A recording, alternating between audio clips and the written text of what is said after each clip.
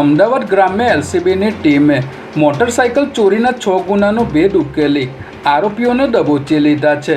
જેમાં બોપલ દિવ્યજ્યોત સ્કૂલવાળા રોડ પર બિનોરી પાર્ક સોસાયટીની બાજુમાં તથા ધર્મ રેસિડેન્સીની વચ્ચે આવેલ તલાવડીની ખુલ્લી જગ્યામાં ઝૂંપડામાં રહેતો કેસરસિંહ ઉર્ફે કિશોર રાઠોડ અને જીતમલ ઉર્ફે જીતુ ડામોરે ભેગા મળીને બાઇકોની ચોરી કરી તેમના ઝૂંપડાની બહાર તેમજ રેલવે ટ્રેકની બાજુની દિવાલ પાસે મૂકી રાખ્યા હતા અને પોતાના વતન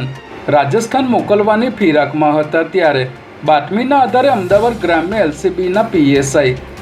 જે.એમ. પટેલ અને તેઓની ટીમે અહીં દરોડો પાડી બંને આરોપીઓને ઝડપી લીધા હતા. સમગ્ર મામલે પોલીસે સરખેજ તેમજ અમદાવાદ ગ્રામ્યના બોપલ પોલીસ સ્ટેશન હદ વિસ્તારમાંથી મોટરસાઇકલ ચોરીના 6 ગુનાનો ભેદ ઉકેલી નાખ્યો છે, જેમાં પોલીસે આરોપીઓ પાસેથી 7 બાઇક સહિત 1,70,000નો મુદ્દામાલ કબજે કર્યો હતો.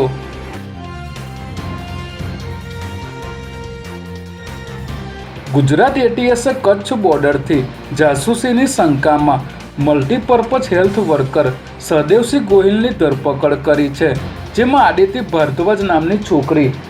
આરોપી સહદેવસિંહ ગોહિલના સંપર્કમાં આવી હતી, જે બાદ તેણે આરોપી પાસેથી બીએસએફ અને નેવીના અંડર કન્સ્ટ્રક્શનની માહિતી માંગી હતી. આ માટે કચ્છની દયાપર ચોકડી ખાતે આરોપી સહદેવને 40,000 રૂપિયા રોકડ પણ અપાયા હતા, ત્યારે પકડાયેલ આરોપી બીએસએફ અને નેવીની માહિતી પાકિસ્તાનને મોકલતો હોવાની એક પીએસઆઈને લીડ મળતા સ્પેશિયલ ટીમ બનાવીને તેને ઝડપી લેવામાં આવ્યો છે. હાલ આરોપીને અમદાવાદ લાવીને પૂછપરછ કરવામાં આવી રહી છે.